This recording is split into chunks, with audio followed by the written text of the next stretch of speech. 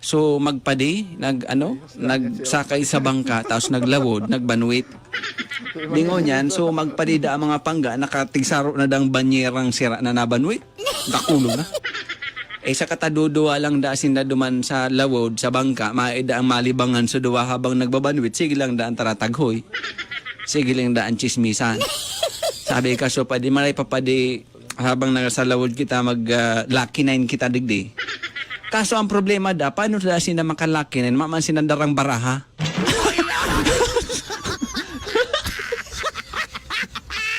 Nasa lawod. Makaman maman tindahan eh. Dahil ka makabakal baraha. Ang ipuposta daanin da sa laki na so, na banwit nindang tigsarong banyerang sira. Kung isa ang magana, saya na so nabanwitan. Nakaisip sa rong padihon maripapadi maglaki na kita. Mamagitang baraha, ang gamitong tang baraha.